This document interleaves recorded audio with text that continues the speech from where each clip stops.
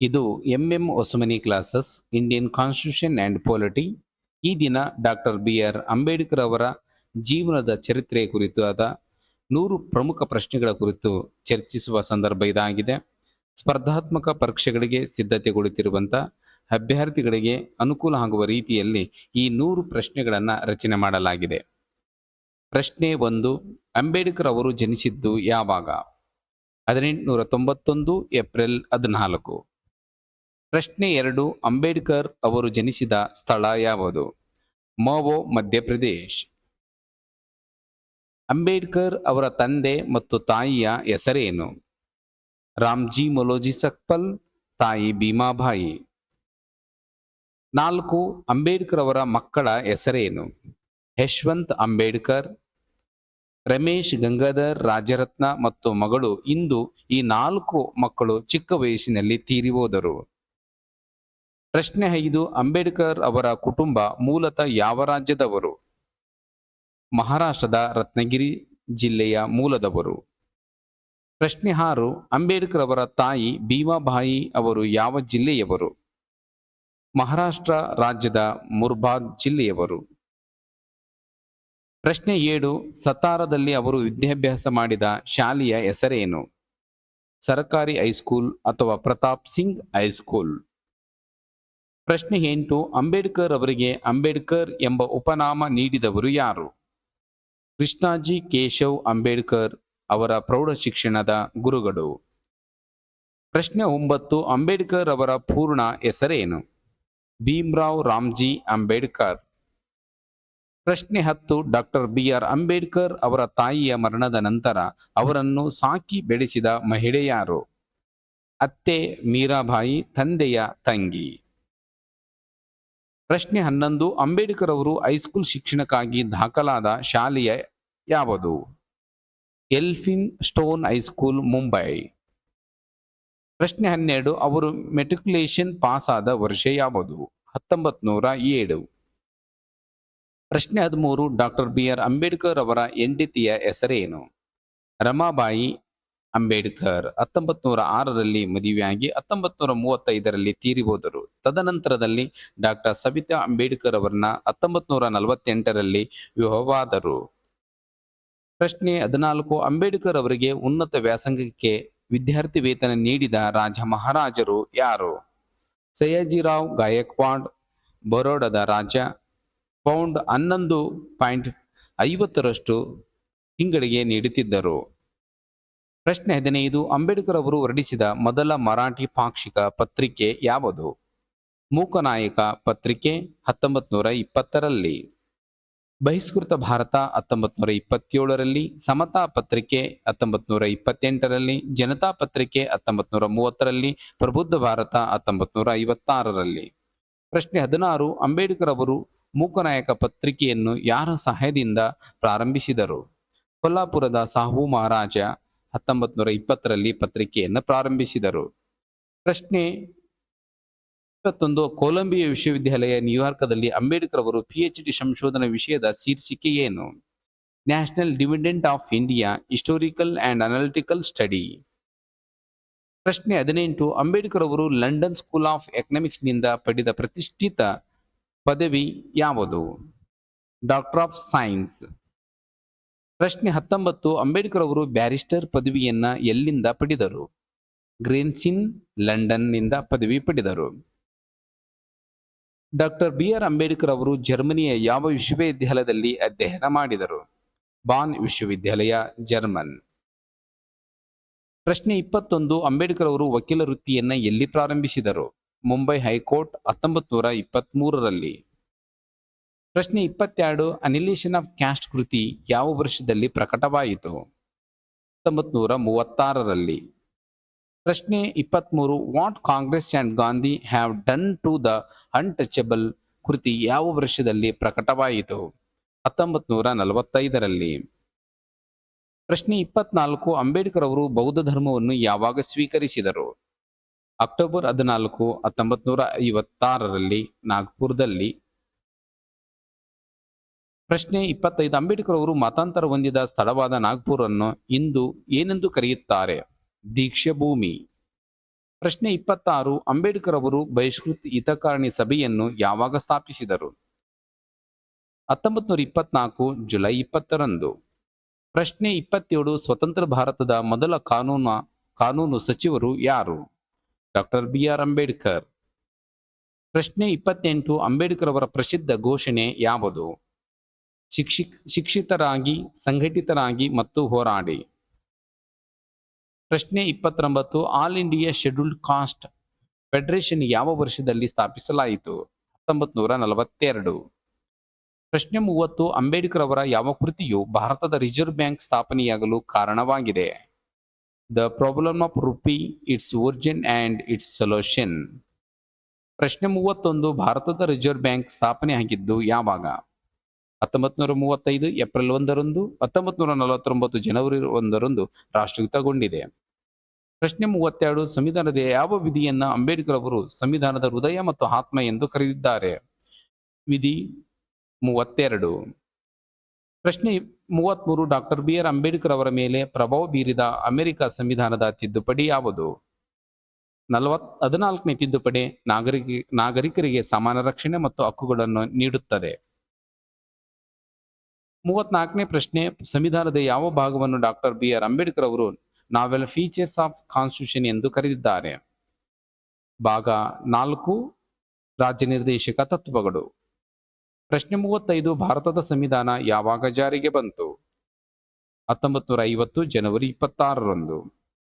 ಭಾರತದ ಸಂವಿಧಾನ ಯಾವಾಗ ಅಂಗೀಕರಿಸಲಾಯಿತು? ನವೆಂಬರ್ 26, 1949ರಂದು. ಭಾರತದ ಸಂವಿಧಾನ ಕರಡು ಸಮಿತಿಯ ಅಧ್ಯಕ್ಷರಾಗಿ ಅಂಬೇಡ್ಕರ್ ಅವರು ಯಾವಾಗ ನೇಮಕಗೊಂಡರು? ಆಗಸ್ಟ್ 29, 1947. ಪ್ರಶ್ನೆ 38, ಭಾರತದ ಮೂಲ ಸಂವಿಧಾನದ ವಿಧಿಗಳೆಷ್ಟು? ಮೂಲ ಸಂವಿಧಾನದಲ್ಲಿ ವಿಧಿ 395, ಭಾಗ 22, ಅನುಸೂಚಿಗಳು 8. ಪ್ರಸ್ತುತ ಸಂವಿಧಾನದಲ್ಲಿ ವಿಧಿ 448, ಭಾಗ 25, ಅನುಸೂಚಿಗಳು 12. 39ನೇ ಪ್ರಶ್ನೆ, ಡಾಕ್ಟರ್ ಬಿ ಆರ್ ಅಂಬೇಡ್ಕರ್ ಅವರು ಪ್ರತಿಪಾದಿಸಿದ ಪಂಚಸೂತ್ರಗಳು ಯಾವುವು? ಸ್ವಯಂ ಸುಧಾರಣೆ, ಸ್ವಯಂ ಪ್ರಗತಿ, ಸ್ವಾವಲಂಬನೆ, ಆತ್ಮಾಭಿಮಾನ, ಆತ್ಮವಿಶ್ವಾಸ. ಪ್ರಶ್ನೆ 40, ಸಂವಿಧಾನ ರಚನಾ ಸಭೆಯ ತಾತ್ಕಾಲಿಕ ಅಧ್ಯಕ್ಷರು ಯಾರು? ಡಾಕ್ಟರ್ ಸಚ್ಚಿದಾನಂದ್ ಸಿನ್ಹಾ. ಪ್ರಶ್ನೆ 41, ಸಂವಿಧಾನ ರಚನಾ ಸಭೆಯ ಕಾಯಂ ಅಧ್ಯಕ್ಷರು ಯಾರು? ಡಾಕ್ಟರ್ ರಾಜೇಂದ್ರ ಪ್ರಸಾದ್. ಪ್ರಶ್ನೆ 42, ಭಾರತದ ಸಂವಿಧಾನ ಕರಡು ಸಮಿತಿಯ ಸದಸ್ಯರ ಹೆಸರೇನು? ಡಾಕ್ಟರ್ ಬಿ ಆರ್ ಅಂಬೇಡ್ಕರ್ ಅಧ್ಯಕ್ಷರು, N Gopalaswami Ayyangar, B L Mitter ರಾಜೀನಾಮೆಯಿಂದ N Madhavrao, K M Munshi, Syed Mohammad Saadulla, Alladi Krishnaswami Iyer, D P Khaitan ನಿಧನದ ನಂತರ ಟಿ ಟಿ ಕೃಷ್ಣಮಾಚಾರ್ಯ. ಪ್ರಶ್ನೆ 43, ಸಂವಿಧಾನದ ಕರಡಿನ ಮೇಲೆ ಚರ್ಚೆ ನಡೆಯುವಾಗ ಒಟ್ಟು ಎಷ್ಟು ತಿದ್ದುಪಡಿಗಳನ್ನು ಮಂಡಿಸಲಾಯಿತು ಮತ್ತು ಅವುಗಳಲ್ಲಿ ಎಷ್ಟು ತಿದ್ದುಪಡಿಗಳನ್ನು ಚರ್ಚೆಗೆ ತೆಗೆದುಕೊಳ್ಳಲಾಯಿತು? ಒಟ್ಟು ಮಂಡನೆಯಾದ ತಿದ್ದುಪಡಿಗಳು 7635, ಚರ್ಚೆಗೆ ಒಳಪಟ್ಟ ತಿದ್ದುಪಡಿಗಳು 2473. 44ನೇ ಪ್ರಶ್ನೆ, ಸಂವಿಧಾನದ ಸಭೆಯಲ್ಲಿ ಸಂವಿಧಾನದ ಕರಡನ್ನು ಒಟ್ಟು ಎಷ್ಟು ಬಾರಿ ಓದಿದ ನಂತರ ಅಂತಿಮವಾಗಿ ಅಂಗೀಕರಿಸಲಾಯಿತು? 3 ಬಾರಿ, 3 ರೀಡಿಂಗ್ಸ್. ಮೊದಲನೇ ಓದು ನವೆಂಬರ್ 4, 1948, ಎರಡನೇ ಓದು ನವೆಂಬರ್ 15, 1948, ಮೂರನೇ ಓದು ನವೆಂಬರ್ 14, 1949. ಅಂತಿಮವಾಗಿ ನವೆಂಬರ್ 26, 1949ರಂದು ಅಂಗೀಕಾರ ಮಾಡಲಾಯಿತು. 45ನೇ ಪ್ರಶ್ನೆ, ಭಾರತದ ಸಂವಿಧಾನ ರಚನೆ ಆಗಲು ತೆಗೆದುಕೊಂಡ ಅವಧಿ ಎಷ್ಟು? 2 ವರ್ಷ 11 ತಿಂಗಳ 18 ದಿನ. ಪ್ರಶ್ನೆ 46, ಜ್ಯೋತಿ ಬಾಪುಲೆಯವರಿಗೆ ಸಮರ್ಪಿಸಿದ ಕೃತಿ ಯಾವುದು? ಹೂ ವರ್ ಶೂದ್ರಾಸ್, 1946. ಶೂದ್ರರು ಯಾರು ಅನ್ನುವಂಥ ಕೃತಿಯನ್ನ ಸಮರ್ಪಿಸಿದರು. ಪ್ರಶ್ನೆ 47, ಡಾಕ್ಟರ್ ಬಿ ಆರ್ ಅಂಬೇಡ್ಕರ್ ಅವರು ಪ್ರಿಂಟಿಂಗ್ ಪ್ರೆಸ್ ಹೆಸರೇನು? ಭಾರತ ಭೂಷಣ. ಪ್ರಶ್ನೆ 48, ಪತ್ನಿ ರಮಾಬಾಯಿ ಅವರಿಗೆ ಸಮರ್ಪಿಸಿದ ಕೃತಿ ಯಾವುದು? Thoughts on Pakistan, 1940. ಪ್ರಶ್ನೆ 49, ಅಂಬೇಡ್ಕರ್ ಅವರಿಗೆ ಭಾರತದ ಸಂವಿಧಾನದ ಶಿಲ್ಪಿ ಎಂದು ಕರೆದವರು ಯಾರು? M V Pylee. ಪ್ರಶ್ನೆ 50, ಅಸ್ಪೃಶ್ಯರಿಗಾಗಿ ಪ್ರತ್ಯೇಕ ಮತಕ್ಷೇತ್ರ ಮತ್ತು ಮೀಸಲಾತಿಗಾಗಿ ಅಂಬೇಡ್ಕರ್ ಅವರು ಯಾವ ಸಮಿತಿಯ ಮುಂದೆ ಸಾಕ್ಷಿ ನೀಡಿದರು? ಸೌತ್ ಬೊರೋ ಸಮಿತಿ, 1919 ಮುಂದೆ ಸಾಕ್ಷಿ ನೀಡಿದರು. ಪ್ರಶ್ನೆ 51, ಡಾಕ್ಟರ್ ಬಿ ಆರ್ ಅಂಬೇಡ್ಕರ್ ಅವರು ಮೊದಲ ಬಾರಿಗೆ ಸಂವಿಧಾನ ರಚನಾ ಸಭೆಗೆ ಎಲ್ಲಿಂದ ಆಯ್ಕೆಯಾದರು? ಪಶ್ಚಿಮ ಬಂಗಾಳದ ಜೈಸೂರ್ ಮತ್ತು ಕುಲ್ನಾ ವಿಧಾನಸಭಾ ಕ್ಷೇತ್ರದಿಂದ. ಪ್ರಶ್ನೆ 52 ಅಂಬೇಡ್ಕರ್ ಅವರು ಆಯ್ಕೆಯಾಗಿದ್ದ ಕ್ಷೇತ್ರಗಳು ಪಾಕಿಸ್ತಾನಕ್ಕೆ ಸೇರಿದಾಗ ಅವರಿಗೆ ಯಾವ ರಾಜ್ಯದಿಂದ ಅವಕಾಶ ನೀಡಲಾಯಿತು? ಬಾಂಬೆ ಶಾಸನ ಸಭೆಯಿಂದ. ಬಾಂಬೆ ಶಾಸನ ಸಭೆಯಿಂದ ಅಂಬೇಡ್ಕರ್ ಅವರಿಗಾಗಿ ರಾಜೀನಾಮೆ ನೀಡಿದ ಸದಸ್ಯ ಯಾರು? M R Jayakar. ಪ್ರಶ್ನೆ 54 1951 ಮೊದಲ ಲೋಕಸಭಾ ಚುನಾವಣೆಯಲ್ಲಿ ಡಾಕ್ಟರ್ ಬಿ ಆರ್ ಅಂಬೇಡ್ಕರ್ ಅವರು ಯಾವ ಕ್ಷೇತ್ರದಲ್ಲಿ ಸ್ಪರ್ಧಿಸಿದ್ದರು? ಬಾಂಬೆ ನಾರ್ತ್. ಪ್ರಶ್ನೆ 55 1951 ಮೊದಲ ಲೋಕಸಭಾ ಚುನಾವಣೆಯಲ್ಲಿ ಡಾಕ್ಟರ್ ಅಂಬೇಡ್ಕರ್ ಅವರನ್ನು ಯಾರು ಸೋಲಿಸಿದರು? ನಾರಾಯಣ್ ಸದೋಬ್ ಕಾಜ್ರೋಲ್ಕರ್. ನಾರಾಯಣ್ ಸದೋಬ್ ಕಜ್ರೋಲ್ಕರ್ ಯಾವ ಪಕ್ಷದ ಅಭ್ಯರ್ಥಿ? ರಾಷ್ಟ್ರೀಯ ಕಾಂಗ್ರೆಸ್ ಪಕ್ಷದ ಅಭ್ಯರ್ಥಿ. ಪ್ರಶ್ನೆ 57 1954 ಬಂಡಾರು ಉಪಚುನಾವಣೆಯಲ್ಲಿ ಡಾಕ್ಟರ್ ಬಿ ಆರ್ ಅಂಬೇಡ್ಕರ್ ಯಾವ ಸ್ಥಾನ ಪಡೆದರು? 3ನೇ ಸ್ಥಾನ ಪಡೆದರು. ಪ್ರಶ್ನೆ 58 1918 ಅಂಬೇಡ್ಕರ್ ಅವರು ಮುಂಬೈನ ಯಾವ ಕಾಲೇಜಿನಲ್ಲಿ ರಾಜಕೀಯ ಅರ್ಥಶಾಸ್ತ್ರದ ಪ್ರೊಫೆಸರ್ ಆಗಿ ನೇಮಕಗೊಂಡರು? Sydney college. ಪ್ರಶ್ನೆ 59 ಅಂಬೇಡ್ಕರ್ ಅವರು ವೈಸ್ರಾಯ್ ಎಕ್ಸಿಕ್ಯೂಟಿವ್ ಕೌನ್ಸಿಲ್ನಲ್ಲಿ ಯಾವ ಸಚಿವರಾಗಿ ಸೇವೆ ಸಲ್ಲಿಸಿದರು? ಕಾರ್ಮಿಕ ಸಚಿವರು 1942 46 ಪ್ರಶ್ನೆ 60 ಅಂಬೇಡ್ಕರ್ ಅವರು ಮನುಸ್ಮೃತಿಯನ್ನು ಸಾರ್ವಜನಿಕವಾಗಿ ಯಾವಾಗ ದಹನ ಮಾಡಿದರು? ಡಿಸೆಂಬರ್ 25 1927. ಪ್ರಶ್ನೆ 61 ದ ಬುದ್ಧ ಹ್ಯಾಂಡ್ ಇಸ್ ಧಮ್ಮ ಕೃತಿಯ ಯಾವ ಭಾಷೆಯಲ್ಲಿ ಬರೆಯಲ್ಪಟ್ಟಿದೆ? ಇಂಗ್ಲಿಷ್ ಭಾಷೆಯಲ್ಲಿ ಬರೆಯಲ್ಪಟ್ಟಿದೆ. ಪ್ರಶ್ನೆ 62 ಡಾಕ್ಟರ್ ಬಿ ಆರ್ ಅಂಬೇಡ್ಕರ್ ಅವರ ಮರಣದ ನಂತರ ಪ್ರಕಟಣೆಯಾದ ಕೃತಿ ಯಾವುದು? ಬುದ್ಧ ಆ್ಯಂಡ್ ಇಸ್ ಧಮ್ಮ 1957 ಪ್ರಕಟವಾಗಿದೆ. ಪ್ರಶ್ನೆ 63 ಅಂಬೇಡ್ಕರ್ ಅವರು ಮೆಟ್ರಿಕ್ಯುಲೇಷನ್ ಪಾಸಾದ ಸಂದರ್ಭದಲ್ಲಿ ದಾದಾ ಕೇಡಸ್ಕರ್ ಅವರು ಉಡುಗೊರೆಯಾಗಿ ನೀಡಿದ ಪುಸ್ತಕ ಯಾವುದು? ಗೌತಮ ಬುದ್ಧನ ಜೀವನ ಚರಿತ್ರೆ. 64ನೇ ಪ್ರಶ್ನೆ ನೊಬೆಲ್ ಪ್ರಶಸ್ತಿ ವಿಜೇತ ಅರ್ಥಶಾಸ್ತ್ರಜ್ಞ ಅಮರ್ತ್ಯ ಸೇನ್ ಅವರು ಅಂಬೇಡ್ಕರ್ ಅವರನ್ನ ಏನೆಂದು ಕರೆದಿದ್ದಾರೆ? ನನ್ನ ಅರ್ಥಶಾಸ್ತ್ರದ ಪಿತಾಮಹ ಎಂದು ಕರೆದಿದ್ದಾರೆ. ಪ್ರಶ್ನೆ 65 ರೂಪಾಯಿ ಮೌಲ್ಯ ಕುಸಿತಕ್ಕೆ ಸಂಬಂಧಿಸಿದಂತೆ ಅಂಬೇಡ್ಕರ್ ಅವರ ಪ್ರಸಿದ್ಧ ಡಿಎಸ್ಸಿ ಪ್ರಬಂಧ ಯಾವುದು? The problem of rupee, it's origin and it's solution. ಪ್ರಶ್ನೆ 66 ಡಾಕ್ಟರ್ ಬಿ ಆರ್ ಅಂಬೇಡ್ಕರ್ ಅವರ ಪ್ರಾಬ್ಲಮ್ ಆಫ್ ರೂಪಿ ಪುಸ್ತಕಕ್ಕೆ ಮುನ್ನುಡಿ ಬರೆದವರು ಯಾರು? Edwin Canon. ಪ್ರಶ್ನೆ 67 ಅಂಬೇಡ್ಕರ್ ಅವರು 1936 ಸ್ಥಾಪಿಸಿದ ರಾಜಕೀಯ ಪಕ್ಷ ಯಾವುದು? Independent labour party.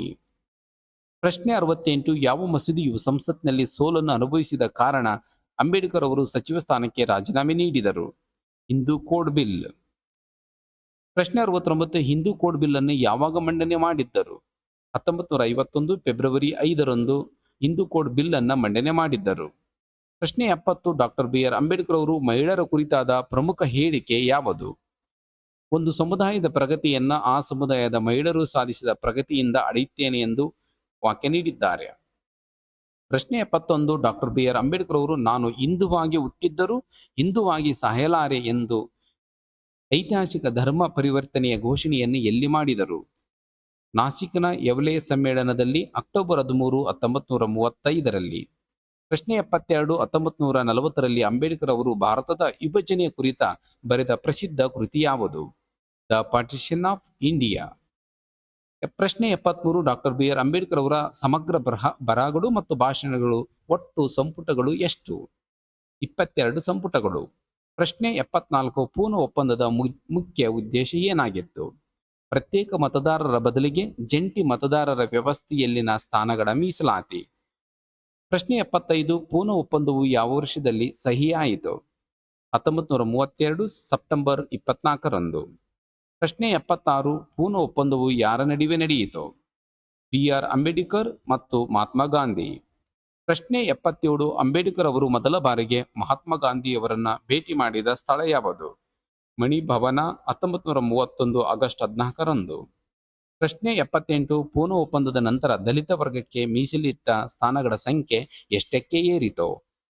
71ರಿಂದ 148ಕ್ಕೆ ಏರಿತು. ಪ್ರಶ್ನೆ 79 ಡಾಕ್ಟರ್ ಬಿ ಆರ್ ಅಂಬೇಡ್ಕರ್ ಅವರ ಪ್ರಕಾರ ಸಂವಿಧಾನದ ಆಧಾರ ಸ್ತಂಭಗಳು ಯಾವುವು?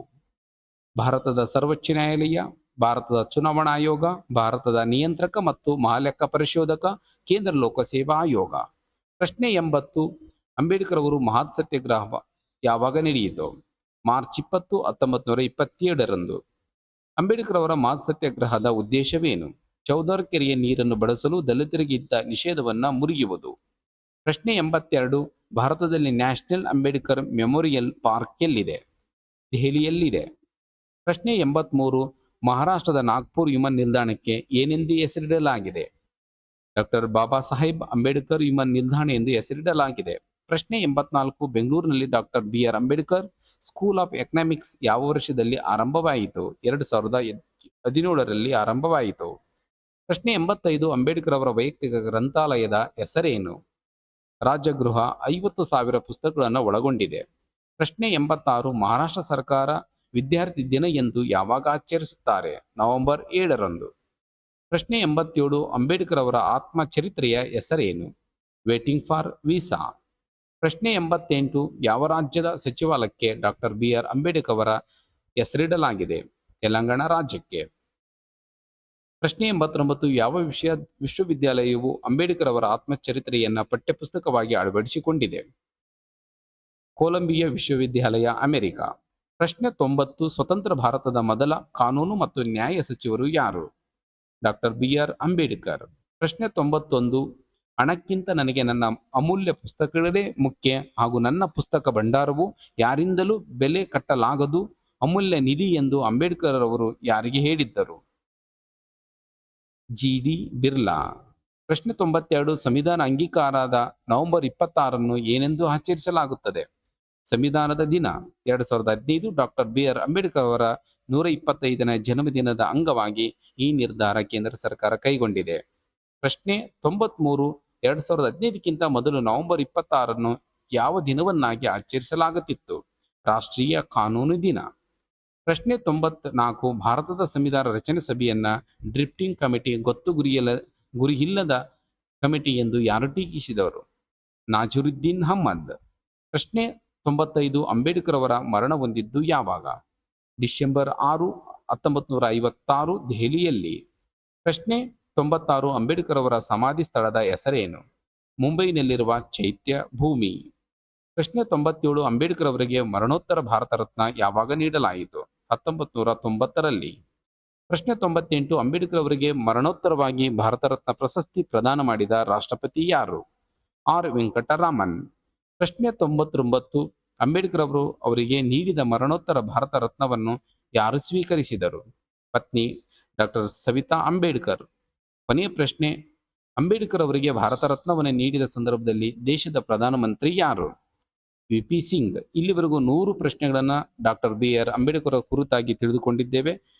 ಈ ಪ್ರಶ್ನೆಗಳು ನಿಮ್ಮ ಸ್ಪರ್ಧಾತ್ಮಕ ಪರೀಕ್ಷೆಗೆ ಅನುಕೂಲ ಆಗಲಿ ಅಂತ ಹೇಳ್ತಾ, ಈ ತರಗತಿ ಇಷ್ಟ ಆಗಿದ್ದರೆ ಈ ಚಾನಲನ್ನು ಸಬ್ಸ್ಕ್ರೈಬ್ ಮಾಡಿ ಅಂತ ಹೇಳ್ತಾ ಈ ತರಗತಿಯನ್ನು ಮುಗಿಸ್ತಾ ಇದ್ದೀನಿ.